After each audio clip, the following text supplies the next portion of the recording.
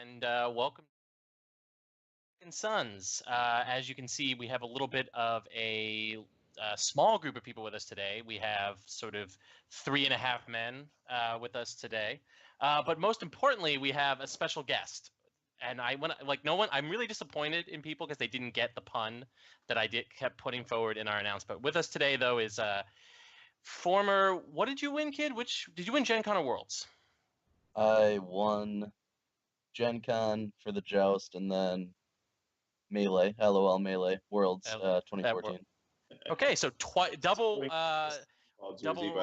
champion Kid Seafeld. So, kid, besides what you've won, why don't you tell us a little bit about yourself for the second edition players who only really know you from your face getting eaten by all three dire wolves, I think, right? I think only one or two of them are actually eating me. And then Right. the third one's kind of hovering, like it's gonna give me like a bestiality PJ or something. I don't know. But yeah, no. Started playing basically the same year that I won Gen Con. Wow. My good friend Chad Baumgart taught me the ropes, and apparently I didn't even know this, but Schoenthal and Baumgart go like even further back to Lord of the Rings Decipher days. Oh, And I wow. thought that was awesome because that's how Baumgart also met Butzlaff and such. So like the roots go way back, and I played that card game too. But yeah, started playing in 2012 and jamming ever since. I played a lot during 2012, a lot during first edition, and yeah, I've just been dazzling in 2.0 ever since it came out. So, Chris, is there a single Decipher game you didn't play? Nope. Yeah, there are several. I didn't play Trek at all. Okay. First edition or second edition. There were two separate games.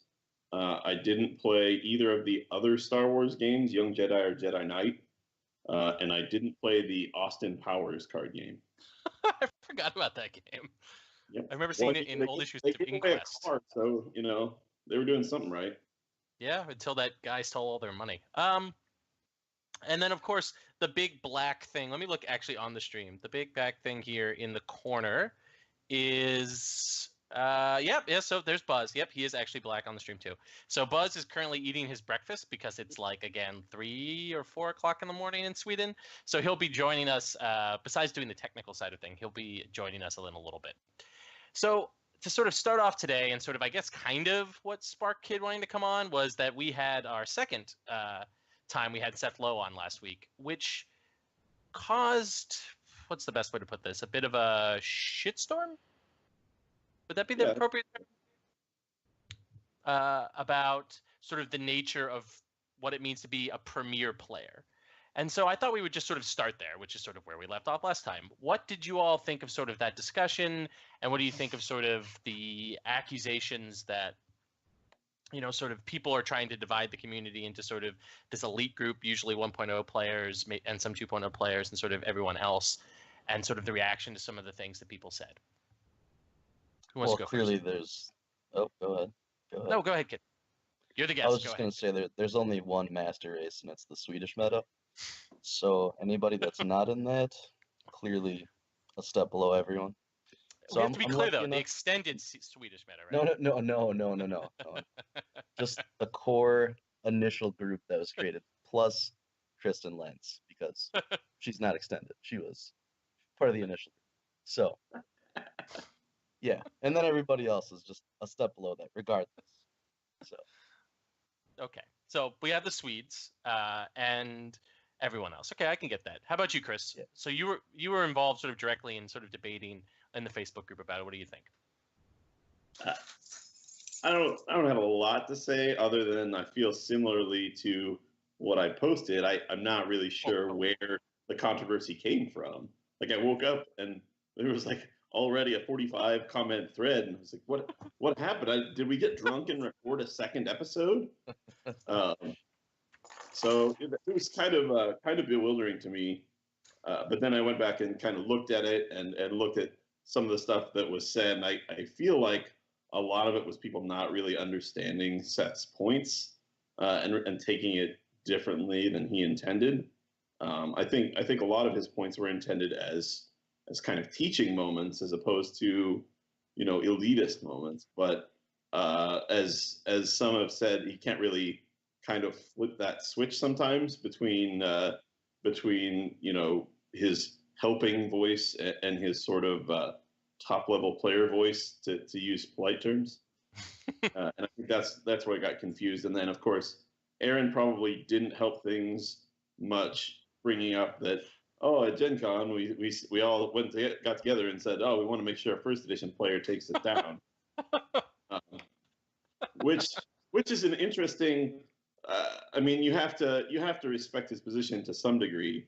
I know for myself, during store championship season, hey, Buzz is here. Hey, Buzz is here. There we go. Morning. Your beard is looking very luscious today, Buzz. Nice. During store championship season, the first 2 or 3 store championships in California were won by new 2.0 players, and we were all kind of baffled. We were all sitting around, did we forget how to play this game? Like, is it that different a game that our skills don't transfer? And so it kind of took us a little bit to sort of get into it and sort of get into the flow of it. But I mean, in the end, we're all playing the same game now, so the history is kind of irrelevant at this point. Yeah. So the only thing I would say, about that, I think what 1.0 did for people that jumped into 2.0 is it really laid the core foundations of the game. It made your technical play just so much better than somebody who would just start second edition. But I completely agree that it's a completely different game. But how has the transition been in Wisconsin? I mean, obviously Sam clearly transitioned really well to second edition. Top 4 world championship as well. That both of you did then. But in general, what did your group of people how have you found the transition in Wisconsin? Was there been a big drop over between being one of the predominant 1.0 metas, or have you guys somewhat seamlessly transitioned into second edition? Yeah, I mean, I think results kind of speak for themselves, look at Gen Con, right? I think we had, of 6 people, or 6 or 7 people that played, everybody but one of them day 2 with at least a 5 record, or 4 record, right? Or 6 round, 6 and 3. And I mean, how many of us? You're talking about the 2E tournament? The what? The War of the 5 Kings. No, I'm talking about Gen Con this year.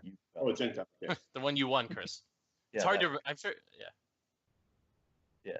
No, but I mean, Nick Hansen, he's a new kid, and the kid just builds hilarious decks that we like to rag on him for, and he was awful at the beginning, but he's so adept at I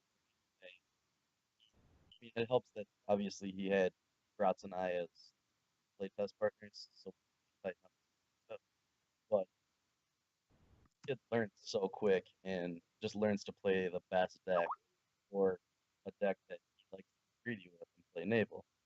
And I mean, it got him, to an undefeated record. So yeah, he definitely got me with the Naval when we played. He really messed me up with that thing.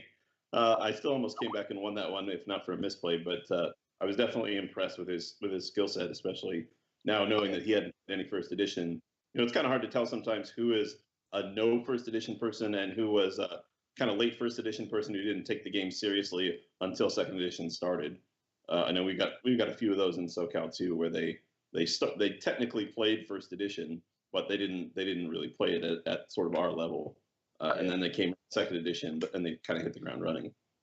Yeah, I mean, he had no exposure to the game at all in first edition. He might have seen us play a game or two, but he never even played a game, to the best of my knowledge. And then, I mean, yeah, and then regionals, even one of my buddies from the shop as well. He maybe played a few games of 1.0 and such. His name is Brad Eamon, and he took second at the first store championship, or not store championship, but regional he went to in Minnesota. So I mean, the wealth of the card shop as far as knowledge, play skill, is very immense. So I don't really think there's been any drop off.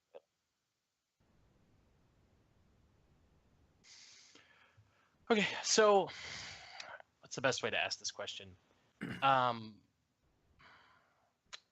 Do we? I'm stuck trying to articulate this in a useful way. So, what do we think though of sort of the point that people really harped on, which was, of course, deck sharing? So we talked a little bit about this in our sort of recap of the first year of 1.0, but do we actually, or 2.0, excuse me, do we actually think that the community is more open to sort of deck sharing the way in which, before we were in the pre-show, Kid and Chris were talking about Magic, right? Are we at the point where Magic, we're at Magic where the community is relatively open about tech and decks and all that kind of situation? Or sort of do we still have that sort of reputation for secrecy? So let's explicitly talk about that for a little bit. What do we think about sort of the cultural change in 2.0? Like, do you think the community's sort of way of looking at the game on a meta strategic level has changed? How about you, Kid? You go first. I think there's bits of good and bad to that.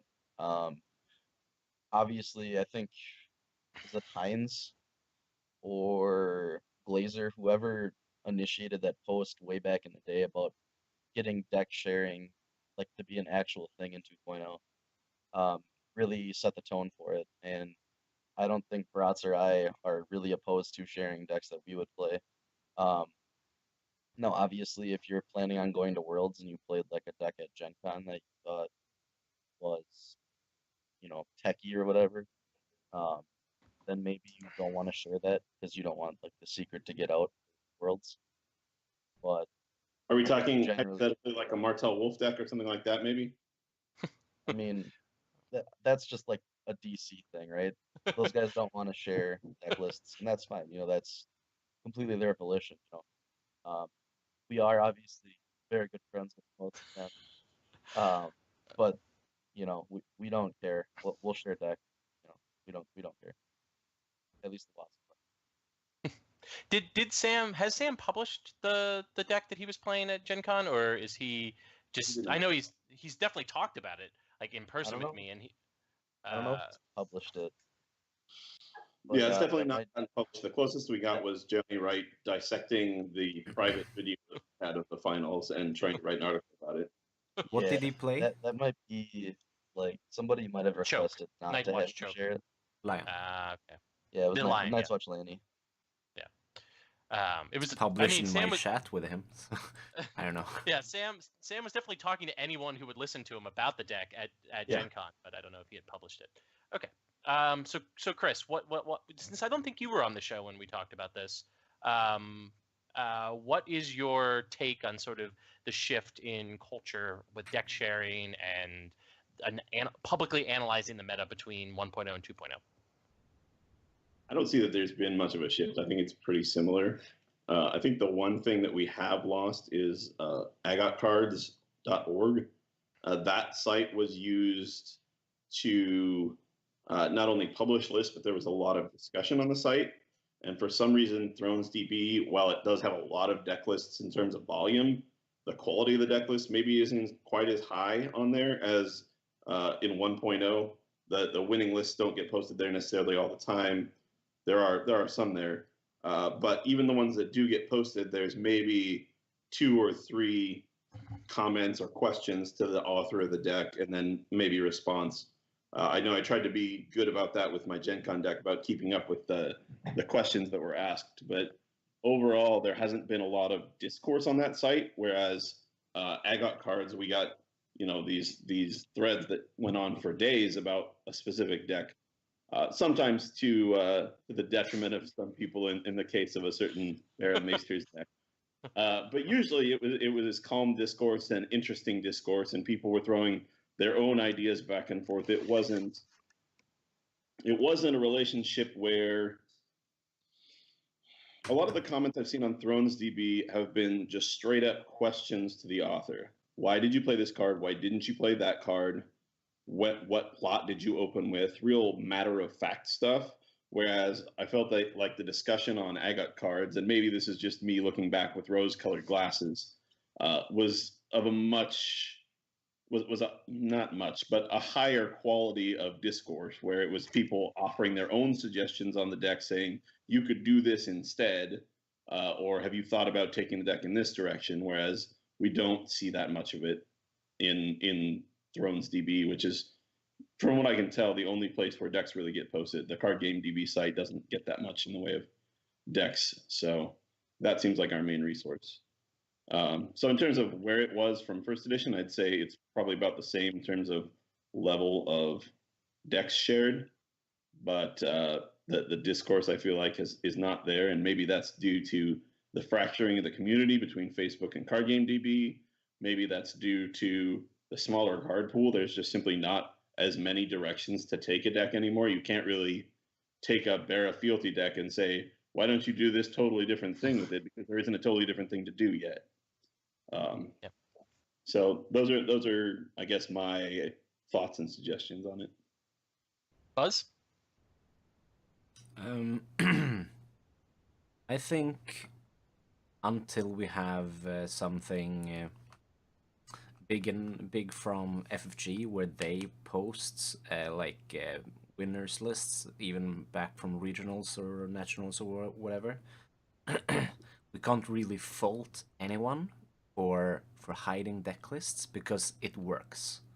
It works for DC, works for Swedish meta when we go to Stalag. We have all of our decks hidden, even the one we brought that won Worlds, we brought several of to Stalag, and even though it was streamed, it wasn't really deconstructed that well.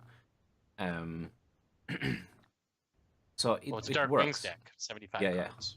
Yes. And weird raiders and stuff. But yeah, it would be great if we had a system that forced everyone. I think it would be good for the community. I think it would be a good thing to write articles about for FFG or anyone who wants to, right? But yeah, I don't see the hate right now, because right now we don't force anyone, and right now it works to hide it. You win tournaments by hiding it, so. How much of that do you attribute to the card pool again? Like, how much of that is he's playing naval, or he's playing treachery, or he's playing, specific answers or specific threats where there's not really, it's more of a binary yes or no, as opposed to like, is he doing this way, this angle, or this angle? I definitely tech in my decks. If I get a deck from Sam or from someone else, I will change it up a little bit with techs, because I like to play techs. I'm like other side of the coin from DC, who never would put a tech card in their deck. That's not true. Oh, here we go, kid. So why is it not That's true? what they said to me. I'm just rehashing what they're saying, right? Now, Corey, since he's the Okay. mastermind always, right? He will chastise the shit out of us. But then I'm still gonna play whatever the hell I want. Okay, but you're not DC. Corey. You're the extended Swedish meta. It is not extended, Buzz. It is full on. Okay. So Corey's Sure, really right. not, for you guys, Corey's not really the sort of black hooded figure that everybody says. He's more of like a Dumbledore, where he's guiding your actions as opposed to forcing them. For the Wisconsin guys. Plus, I'm wearing for the Twitter Seth, shirt that's tonight, entirely too, so different. fitting. Yeah. So actually, that's actually an interesting question, kid. Like, at Worlds last year, you were playing the Harrenhal deck. This is for 1.0, right? That Seth took to the final table, right? But you're playing it slightly differently, right? Oh, the fucker was completely different. Okay. So what was the difference between the two decks, and sort of how does that show the difference between sort of your and Sam's attitude and Corey and Seth's, since you guys are so influenced by each other? So obviously there were certain card selections that were justified in their deck, but not in mine. What I was going for was a get ahead, stay ahead strategy, and I didn't even play Valor because, like I said, I was just playing a get ahead, stay ahead strategy. So my plot deck was 5/2 claimers, kid plot because it was busted in 1.0, and then it got nerfed in 2.0. And then I was playing a March to the Wall, which saw I don't think any play in 1.0. And the reason I was playing March is because obviously it's added military, but in addition to that, it was for mortality. After I killed all the other, Hold on. they were gonna like We're losing plan on. Kid. Yeah, Kid, we lost you for a second. Hold on. God, Okay, you just have to repeat that because we where heard do static.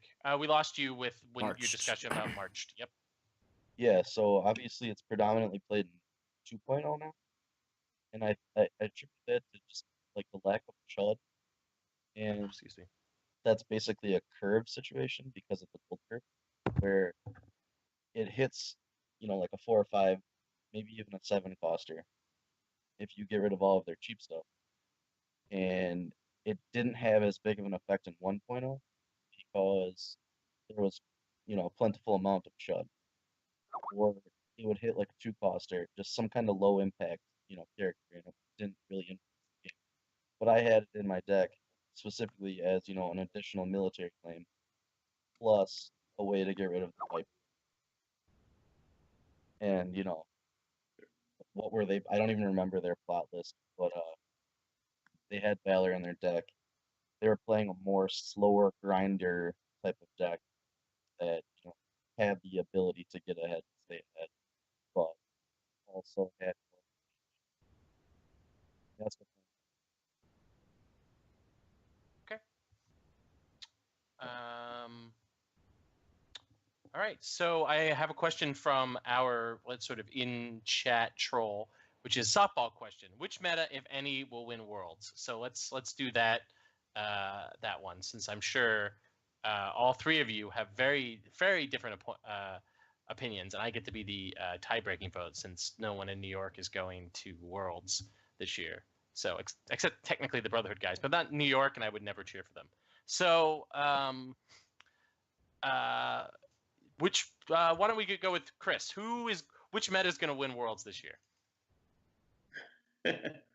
I mean, are any of us not going to say our own? Like, it seems like kind of a softball question, but I mean, when you look at it from the outside in, you have to figure like we're coming off a Gen Con win. We have a strong team coming. Like that was just an accident almost that we won there. So I would watch out for us. Who are coming in force? Is DC coming? Oh yeah. Okay. Yep. And how many from Wisconsin, right? SoCal? What's that? How many from SoCal? Let me count. Somebody else start, and I'll count in my head. Kids, both DC and Wisconsin are going, right? Yep. Yeah. All So right. Only the one more- Swede this year, right? What was that? one It's from Nordic Sweden. player. Just one Nordic player. Yeah. I think the biggest density of good players who represent, I mean, the people who represent the most has the highest chance of winning if they are good players.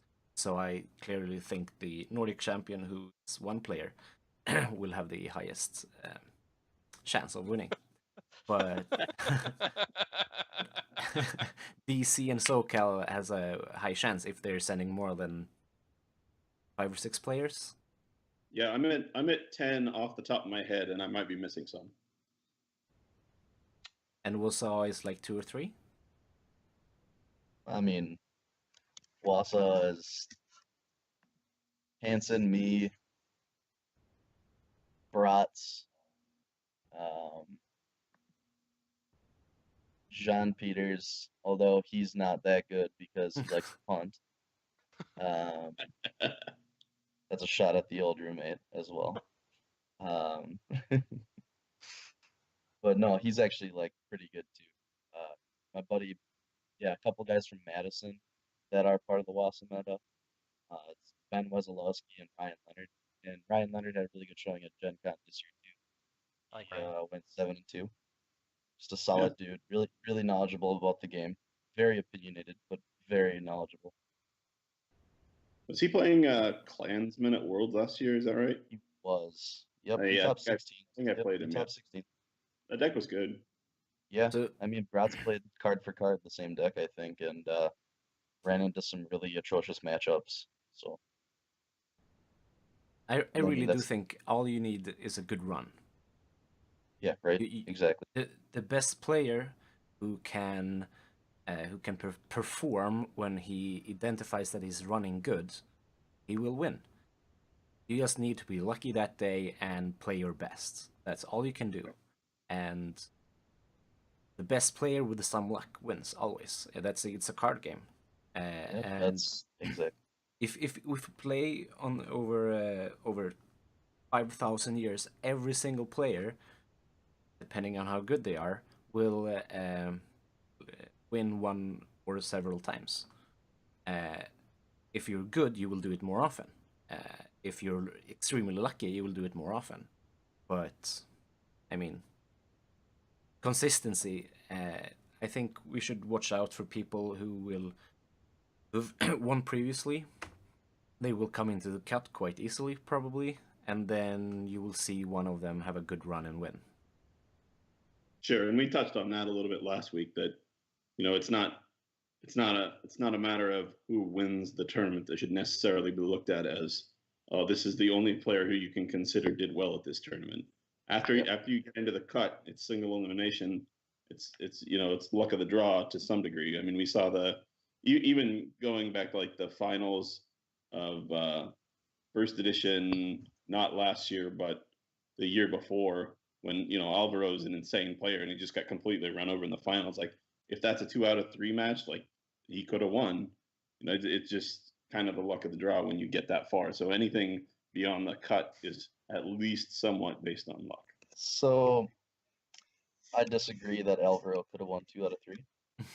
Not only because he played Sam Bratz, but because Bratz actually beat him 2 out of 2 in that tournament. And sure, no, I'm not arguing that. Matchup, I'm not arguing Alvaro's a better player than Sam, or that Alvaro's deck was better than Sam. I'm arguing that the sample size is too small to determine. Yeah. And in 2 other games, Sam could have drawn terribly. Yeah, I mean, that's definitely true. Card games are card games. Yeah. And yeah, they are very even players. So top 8 War of the Five Kings. I played Bratz. I had a superb start. I was super lucky, and then he found the 2 cards he needed, and he won. Bam. So, I mean. So at least you didn't punt by walking your Varus into a Varus. Or just not going for the Widow's Wail and punting the top 4 match. So it's rough to watch. I remember how I talked to you, I think, immediately after the Dracarys game, and you looked like you were gonna either strangle someone in the audience or strangle yourself. You were quite upset at that Dracarys play. So well, I didn't do it. It was Mr. Jacob Holtman. Oh, it was Jakob. Oh, okay. Then why was that Jakob? Yes, I played him in the top 16. I thought that was you.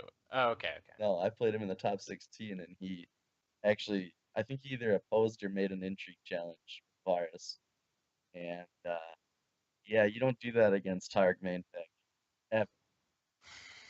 Yeah, that's not a recipe for success. So my guess for Worlds this year is actually it's gonna be basically made up exactly the same as it was last year, which is it's going to be like 4 Europeans, 4 SoCal people. Well, did they cut the top 8 or top 16 at Gen Con? Top 16. Oh, top 16. Gen Con was top 8. Yes. So okay, it will be 2 Europeans, 2 SoCal, 2 or 3 DC people, maybe 2 or 3 SoCal instead, / Wisconsin people, and 2 people who had a good day that day. Like, I think it's gonna, and then any of those 8 people could win. Like, I mean, that was the main thing that I saw, having watched both although my memory is increasingly spotty of Worlds last year, watched the Worlds both 2.0 and the 1.0 Joust really closely, which is that once they're in there, like there's no prediction of who's going to win.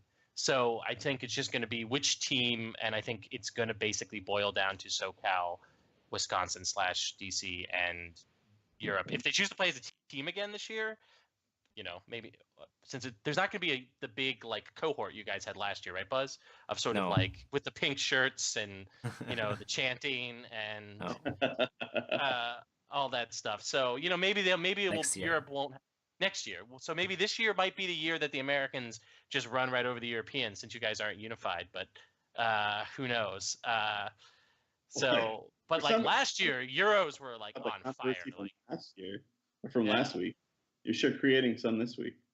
I'm trying. Because apparently we're the third or fourth string team here, so I've got to create some controversy, which is that if the Europeans don't play as, I will say this, if the Europeans just go as isolated individuals, they will have a weaker showing than they had at Worlds 2015. Well, we're sure as shit terrible at hockey. My gosh, that was awkward, man. Let's not talk about it. Chris, so you have some questions for us? Sure do. Well, we'll skip Joe from Cincinnati's because Kid has proven himself to be an excellent guest, so we won't ask him whether he's going to be equally insulting and condescending as our previous guest, which was his question.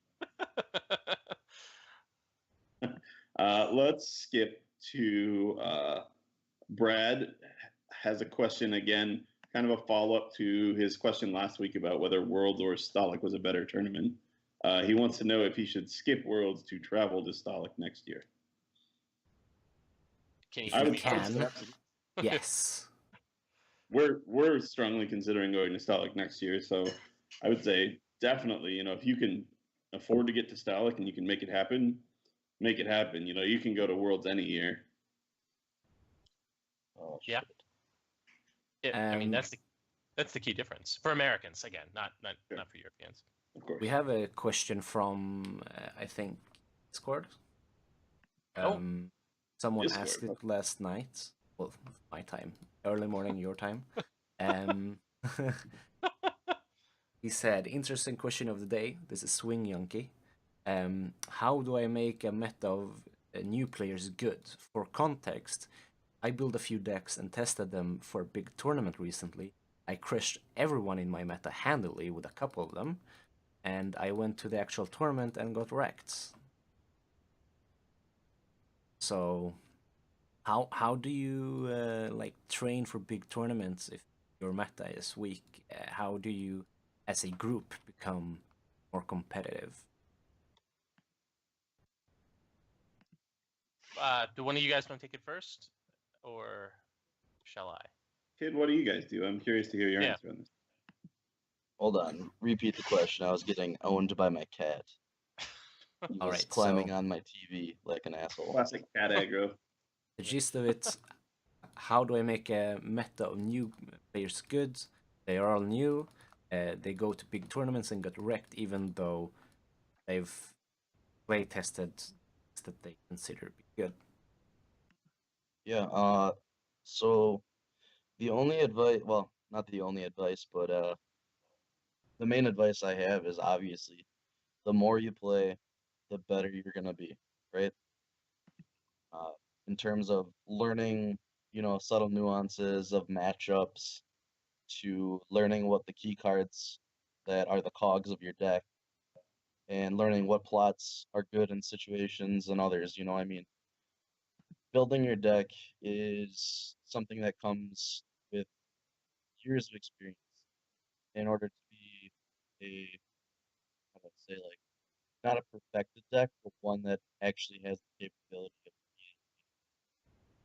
of that just comes, with time. And the more time you put in, it's usually going to reflect the outcome of your games.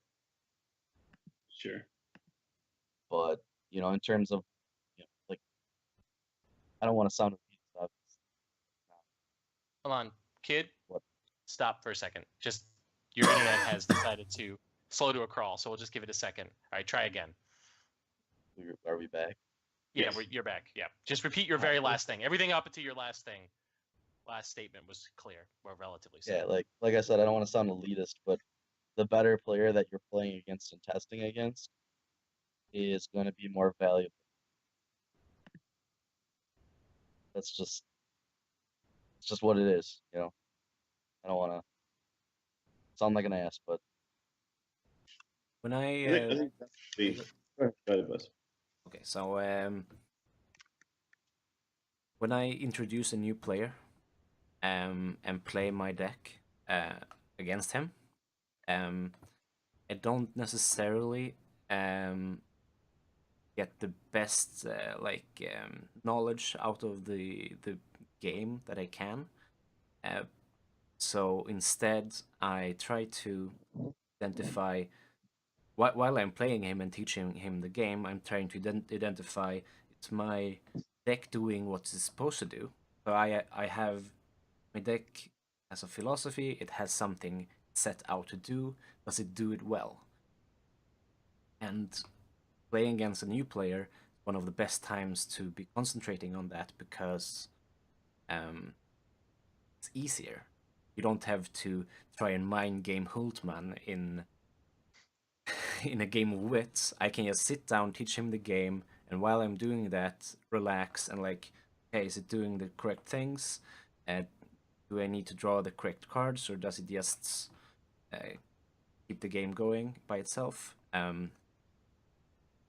Also, um, I had something more about that, but I forgot it now. We can go back, I Chris. think in terms of building an entire meta as opposed to just tuning one deck for a good tournament when you're not surrounded by good players. I think it's important to sort of be more open in your gameplay, especially early on. You know, when you're playing against a newer player, don't just sit there and blow raspberries at them when you're crushing them. You gotta like maybe play open handed, do something to where they feel like you're sort of helping them along, and you, maybe both sides of you get it, like, oh, I hadn't thought of that as an out for him, but now that I see that, how does that change my play? Mhm. And so that's it goes back to a lot of what kids said, where just repetitions, like practice makes, I don't want to say practice makes perfect, but it certainly helps. It improves your technical skills, and practice while an opponent is watching and can see what you're doing, and maybe point things out is even more valuable. I try to, when I play against a new player, not disrupt the flow of the round.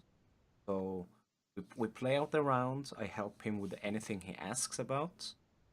Then, when the round is over, I will point out things. I will ask him questions, and I will uh, discuss some of his or her moves, right?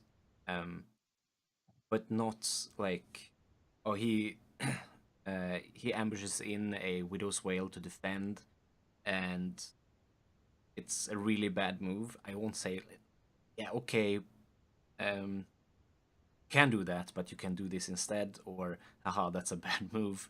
I will let him do the move. I will let the round play out, because if I just say, oh, that's not such a good move, instead, at the end of the round, he will see the consequences of that move, probably, or I can explain it better.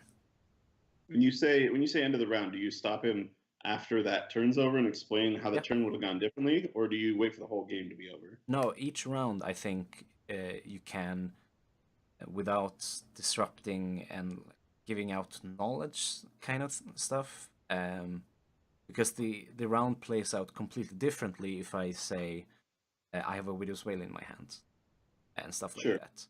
So I'd rather make him have him make the mistake and get crushed over it, and he easier understands what I'm telling him that's not a good move. Uh, that's kind of the gist of it. Yeah, no, I like that.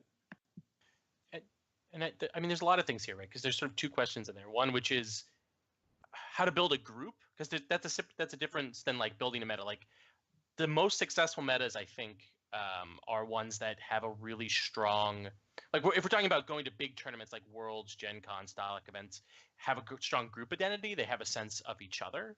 So becoming friends, like actually just not just making the game mean something to your group beyond just all of us are going to go to this tournament, like developing connections. Like that's when things really clicked for me when I was playing really well with New York, which is when all of us sort of had a really strong group identity and we were talking both about the game but also about our own lives. So like getting people to sort of click on an interpersonal level is really helpful.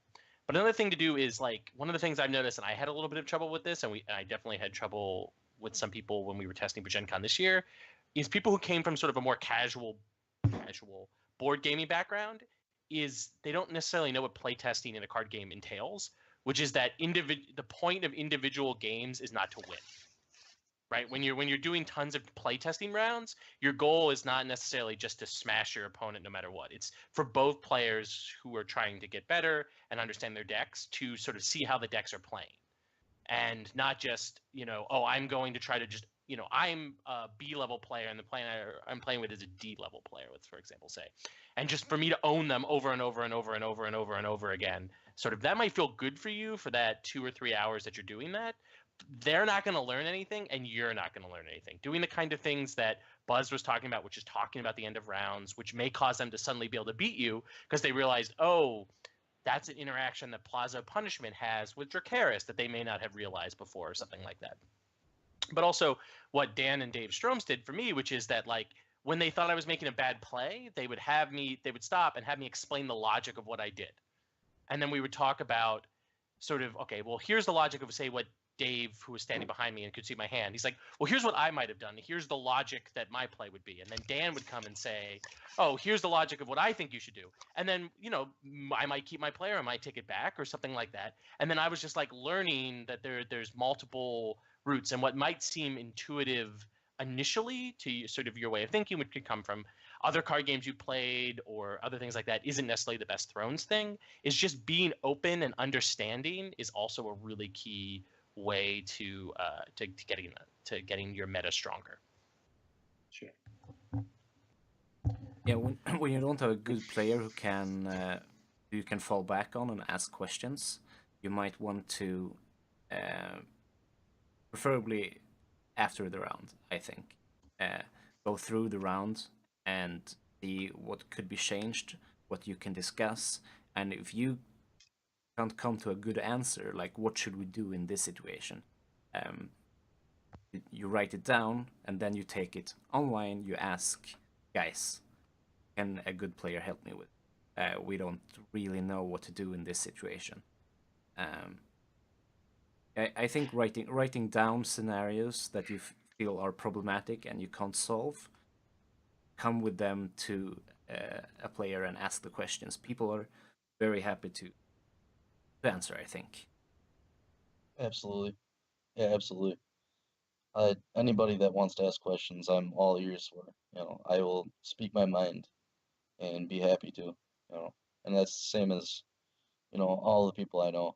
Every one of you guys, all great dudes, and I know you'd gladly help anybody that wanted to get better at the game.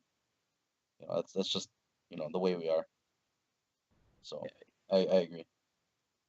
Yeah, I mean, you definitely if you are at like a regional, or you're at Gen Con, like don't be afraid to go up to people that you may see on podcasts and things like that and talk to them. Like, maybe they won't necessarily tell you their deck in detail in the middle of a tournament, but certainly once the tournament is over, they will definitely talk about the choices that they made, why they were playing this, all kinds of things. Like, I mean, like I was saying earlier, like Sam and I had like a 25-minute conversation about the deck that he was playing after he was out of the tournament. He was talking to anyone who came up to him and wanted to talk about the deck because he was excited to share it and all that kind of stuff. So like and same with Chris. I mean, when he came sort of down from that really high point of having won the thing, was like willing to talk to anyone. And Jakob was the same way at Worlds. Like there's this big mysticism, right, that comes from oh, they're the winners, right? But this isn't Magic. This isn't professional sports. Just win $100,000 for the tournament. Right. We're not, we're not douchebags. But also, I think there is a sense of pride in them, even if they do bad. They really want to tell you about their good deck that should have worked, and if they're doing good, then maybe they won the whole thing. They're like, hey, now I can share the deck and I can bask in the glory, and it's also a reason for you to go up, and they will be happy to share. All right. At Gen Con, I had that experience. James Wansley was non-stop talking about how his Sun Garden deck should have won Gen Con the entire weekend, like non-stop. So true. And that's like 100% true. And then, you know, Chris was also talking about like why he made the specific decisions he made in that Landing Dragon deck. And he literally gave it to Seth to play in the melee. Like that's how little like sort of closed-minded this there is, can be like on the ground, as much as people, you know, may have online personas and that kind of stuff. And I think there's some, you know, there's sort of these there's this perception that before a tournament you can't talk about anything, before meaning like the weeks and months leading up to it. You know, whereas I think to some degree you're not gonna give away your secret. Like I'm not gonna come on the podcast and tell everybody about our Worlds deck. But at the same time, you know, if somebody comes to me and asks me questions like, "What do you think of this deck?" or "Where do you think this card's placed?" I'm not going to lie about it. Like, there's no profit in it for me. Like, the having better players throughout the community is better for all of us. Like, we want to play against the best competition, and if somebody has potential to be good competition, I want to make them a better player. I don't want to just hide everything, you know, and be off on a mountaintop. All right, we good on that question? We got more if you want to. Oh yeah, All right. absolutely. Real Good discussion. So Brad again would like to know, what is this Knights deck that I hear people talking about? I see them referenced as decent, but from what I can tell, they have literally never won an event that matters. Is it just a meme or is it good? It seems like Tyrell has a bunch of those guys now. I'm assuming he means Knights in that sense. Yes, I believe he means Knights the trait, not Night's Watch. So. Well, I mean, in Melee, Knights won Gen Con. Right? So Was he playing the Gen Night Con Squad? is I haven't American seen Melee. and the Gen Con American Melee. Yes, it was. He is running. I was playing that exact deck. Yes, there's one copy of the Knight's Plot is in that deck. I mean, it's certainly not a meme. And people did win before First Snow. A few people won Star Championships, right? With the Knights deck. This is where Aaron would be good to have. Kind of. The problem was that like the first Snow came out like the pack after the Night Plot, so there was like a real thin margin of time where it was like crazy good, and people were worried about it running things over until we got First Snow, and then we got First Snow and it went away again. Yeah, it completely gets wrecked by First Snow, but in a non-First Snow meta, it's really good. It would of course suffer once again to Craven, one of those decks who wants to attack. Just kneel out the good guys with card is Reno. just so ridiculous. Yeah. Why is it ridiculous, kid? Why is Craven so kidding me? ridiculous? Are you, like you're just trolling me like Peter's. I'm getting you to talk. That's what I'm doing here. So, yes, I am slightly trolling you, but I'm doing it to get you to say. I don't want to explain what efficiency is, right?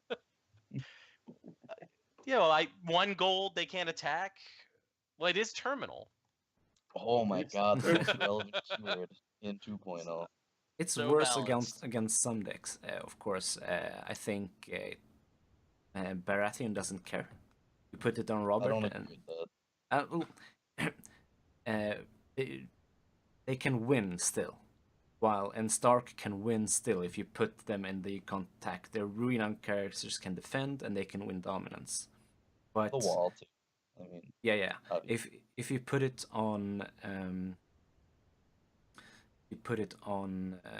a Lanny character or big rushy like Randall, you stop them in their tracks. They are an offensive deck. They claim power on offense, not defense, and so it's even better against Lanny. It's even better against Tyrell than being a ridiculously good card. Sure. Bear also doesn't care because it's a condition, and Sure. they have that sweet maester that takes care of those things for them. Yes. I But hate yes. Pharaoh so damn much. And I play Stark, which is like doesn't even make sense, but I just hate Mara. God. All right. Yeah. But anyway, Knights is a real thing, Brad. Like, it's a legit thing, not just a meme. Both in Melee, 100%, Joust, a little less.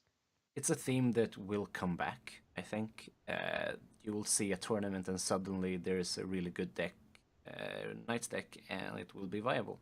The community loves Knights and the FFG loves Knights, so we will see it again. It was really good back this spring, and it will be good again sometime. Yep, definitely need some 4-drops, right? Yep. Well, it just got the 4-drop, the Summer Knight. He's It pretty does good. help. Sure. So all right, Need Kid more. just spoiled that they're not playing Yeah, right. Tyrell Knights with the 4-drop, with the look on his face there. To Yeah, be fair, I that- haven't even bought the sarcastic. latest chapter pack, so I mean, forgot the other about thing that is card. First Snow itself is a flop that cycles in and out. Particularly these days. But we are getting Valor, which is going to do the same thing but worse to the deck. So I don't think that I don't think it's going to come back soon. But you're definitely right that it's a theme that we'll see. Like there's going to be cards coming out for it. That's actually a really interesting point, Chris. So you would say Valor is worse for that deck than First Snow? I don't. Well, with the current iteration, because all the 4 guys that I just talked about are all going to die too. Like they don't have any protection, so it's going to get your Arbor Knights and your Summer Knights. I'm talking about specifically the Tyrell version with the. I mean, that First Snow they picks up the little guys, but what does it really lose? Like the Hedge Knight? Do you care? Yeah. Well, I think one of the problems though, First Snow had claim, so it let them hit you, and then so you only had Randall left, and Randall got hit by the military claim that you couldn't defend and all that, or got marched away, which I think Valor is a little easier to play around for that deck than First Snow is. Kinda, but a rush deck only gets one shot at winning. That's true. That's not necessarily true, I think, with Tyrell. They have the economy and they have the draw to reflood after Valor. Maybe. Interesting. We'll see. It depends. It's also going to depend on how Valor interacts with the meta, and we don't even know what else might be in that box that'll cause it problems. So If a Knights deck, take no buzz. if a Knights deck is going to be successful, it will need to have the tools to overcome Valor. And I think they might have it already. We'll see. I think Buzz's point is James will build something. I think Buzz's point is, I think, the best one, because I think the tools to overcome First Snow are a lot more difficult for the Tyrell player to come up with than the tools to play around Valor, I would say, because of that specific the way in which the cards they printed, like the fact that there's these specific group of cards that are really good, can further down the cost curve for that deck.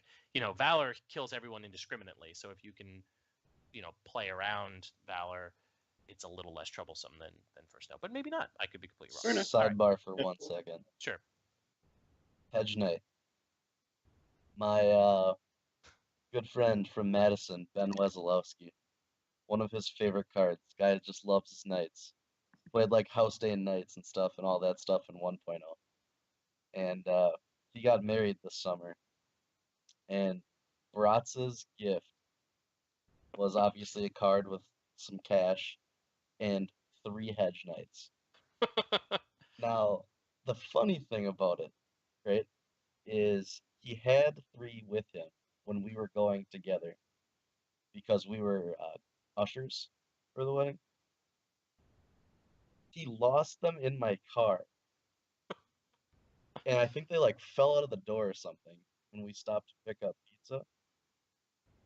So he had to go get more for Ryan Leonard. And then I think he still forgot to put him in the card or some shit. It was just a mess of freaking stupid Hedge Knights. But I'll never forget the shit. It was hilarious. That is kind of great.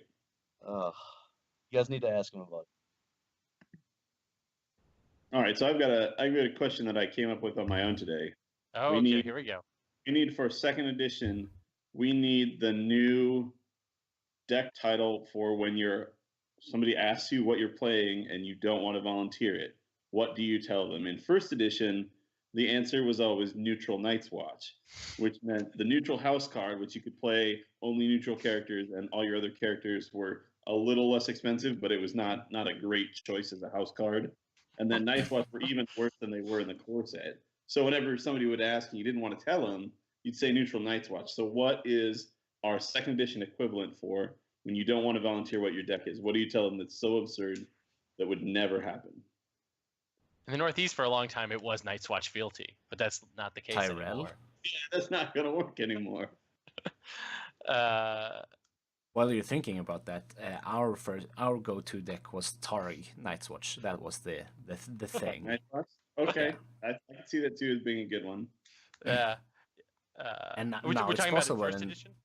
Yeah, the in first first edition it was for us, for the Stockholm that it was when someone asked you and you were like, well, obviously I played Targ Night's Watch. What do you think I play? Second edition. A hard question to answer. Answer. I don't think we've come up with anything in Stockholm yet. Maybe that's a good sign. It means there's nothing that's so unviable that people would say it was absurd. I think the closest thing might be Tyrell right now. I know that will break James's heart. But You can say Tyrell Banner of the Rose. Tyrell Banner of the Rose. I mean, generally anything Banner of itself tends to be sort of the trolly. You'd think answer that, people but give. Lanny Banner to Lion actually top forward the Siege of Highgarden tournament up in NorCal a couple weekends ago. Was it legal? An actual banner of the were the appropriate number of non-loyal cards were there? Because Yes, it was actually.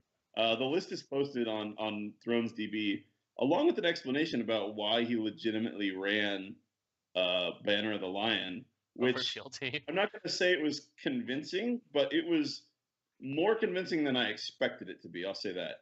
I actually played him, and I was like, "What is this? Is this a serious thing that's happening right now?" And it was. Is there actually a difference though between No Agenda and Banner of a Lion, like on a gameplay? Not between No Agenda and Banner of the Lion. True, he could have gone No Agenda, but I guess he figures there's literal no advantage to No Agenda, so maybe just troll people and throw them off. Although theoretically, your deck can be illegal though, if you don't have the appropriate number of non-loyal cards. I got an idea from chat. Joe's Island said Nightwatch Reigns, but I mean Baratheon Reigns of Castamere. I think that can work. Yeah, or Stark Reigns of Castamere is also another. Is that something you're gonna think of? Should work. Should work. What do you think, kid? A Stark intrigue deck. You're the big Stark player here. There's some good intrigue characters in Stark right now that are cheap too. Like let's not forget they have, I don't need to name them all, but yeah. Speaking of Reigns, our next question comes from Coolio, who would like to know, can we get odds on whether or not the Lanny box will be out and legal for Worlds and the Laughing Tree tournament ahead of Worlds? Oh my god. That is the worst kind of self-promotion. I love it. Yes, the box, no Valor is what I mean. Oh yeah, certainly. I think at this point the Valor ship has sailed. I don't think there's much question about that. We have a street date for Pack 3 finally, which is October 6th. So October 6th we get our third CP. They're not going to release a fourth CP and a box in the 2 weeks remaining between then and the drop dead date for World. So I think Valor's completely out the window. I hope there's a Lions box. I really do, because these huge bubbles of time with no cards and no changes to the metagame are just absurd. It's a killer for sure.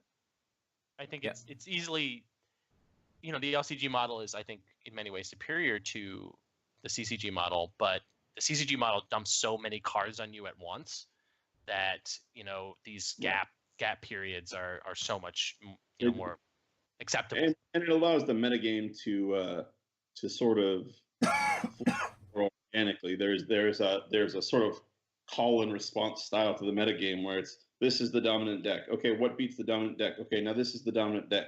Okay, what beats that one? Well, do we go back here or do we go up here? There's real interesting interplay when you get 150 cards all at once as opposed to 20 all at once. And it's a point that Ruben from Europe has been espousing for quite a while now, that he has not found satisfying about the LCG model, and I tend to agree with him. Yeah, I think if we get the Lions box like 1 month ahead of Worlds, and it will be legal. It's really always really interesting to see what the good players do with that time. Like, what do they come up with for Worlds, and hopefully we will then see some really interesting decks, and hopefully we will see people come up with interesting decks, and then some people will have come up with that and already created counters, and that's always fun to see, I think. I mean, there's a part of me that feels like for the World Championship, whatever FFG can dump on them, they should just make legal, even if they can't do the I really don't like the 14-day waiting period, but I particularly don't like it for the World Championship. Like, if you feel like you're comfortable with playing at the World Championship level, I feel like you should be able to adapt to them dumping product on you at the last couple of minutes. They could also solve this problem by fully spoiling boxes well before release, so then it doesn't matter to a hardcore playtesting player whether or not the cards are printed in time, like within 14 days. Like, you could theoretically be playing with proxies, like similar to high level Magic, which is that once those cards are spoiled, professional players and serious non-professional players make proxies and go at playtesting. And people do that in Thrones too. The problem is it's hapdash in Thrones, or haphazard rather. In Thrones. I think FFG is very fond of casual players opening up a pack and not knowing what's inside, even though it's LCG and not a pack, like a CCG pack. No, that's certainly true. I think the reason why they like that is because, a CCG pack, even if 250 cards of, based on the rarity they're going to be in here, what those 250 cards are. You're not going to know exactly what 13 whatever you're going to get. With the LCG, you do know what you're going to get, so that they want to somehow create that feeling of, oh, there's going to be a surprise in here, which again makes sense for casual players, less sense for, I think, the kind of players that are listening to this or currently on this podcast. Sure. I agree. Any more, Chris? That's all the questions we have. So unless anybody has another. Is there anything in the current Twitch chat before we sort of? I scrolled a bit. Trolls. Some trolls and some fun. The only thing I got from my boys is that we need a bad guy on the cast. We don't have that good guy, bad guy. That's true. Glazer isn't here. Seth isn't here. So it is all four relatively good guys. So, right? With our strengths and our weaknesses, but this is the nice guy crew, I guess. Some might disagree. Apparently, there is a thing that is, there's too much of a good thing. Yeah, there we go. So it's a real statement. So does anybody have any rampant self-promotion before I let us go? Nordics this week. Nordics is this week, and the Nordic champion will be going to Worlds, correct? Yes. Okay. Yep. That's cool. So if you were trying to follow the Worlds meta and we're trying to create storylines, which we talked about last week, this is sort of one of the big European representatives will be chosen this weekend. So you should definitely pay attention. Intel on who from Europe is already planning to go to Worlds? That's what I was just going to ask you. Not Alvaro. I think there are some of the crew who always is going, like Roy from Norway, I think. I know that the UK, the Spanish, French, maybe the Italian national champions are going. How many of those have already happened, though? Most of them, I think. Have they? Is the French? Oh, the French national champion. The French is done, yeah, I think. Who's the French national champion? Do we know? I don't know. Does anyone know? I don't think it's no like name drop guy, sadly. Well, that's a good thing also, but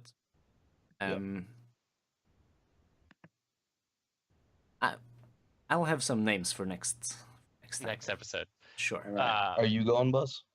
There is.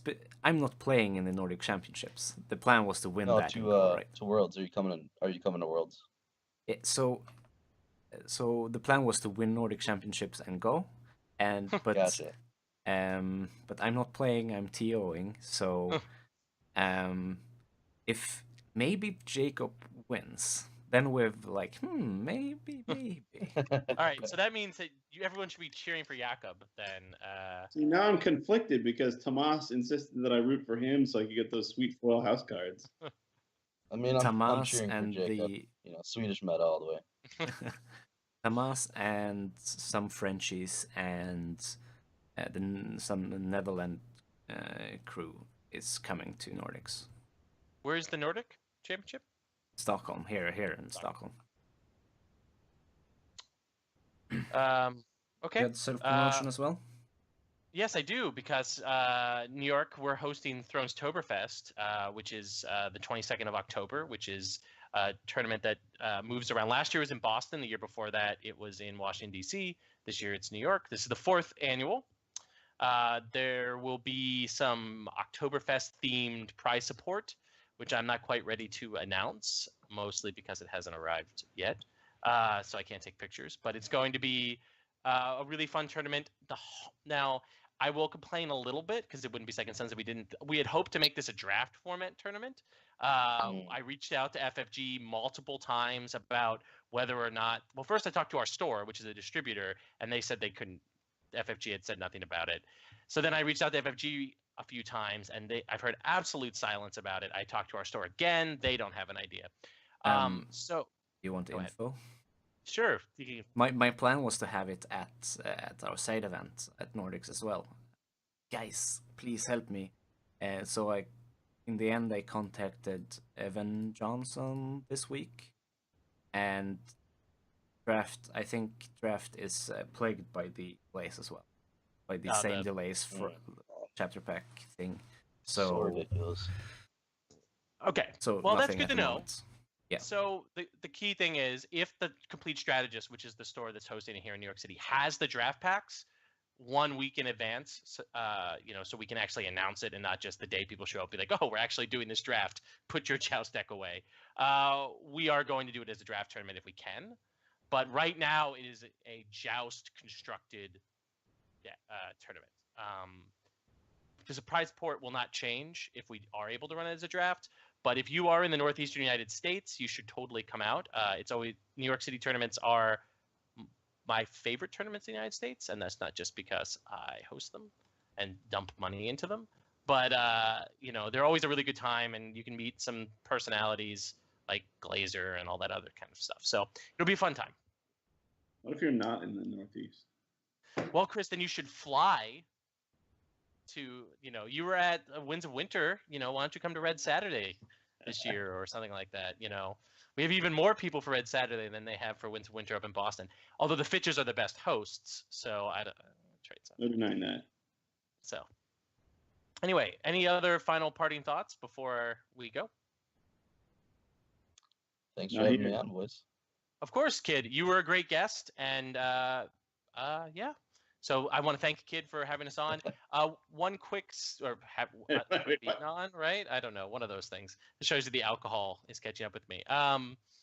One final thing, we are going to be the 2 episodes in a row was to delink my schedule with the White Book from Second Sons. So it will be next week, no episode, and then there will be an episode the following week. So we're going to go back to our traditional schedule going forward, one hopes.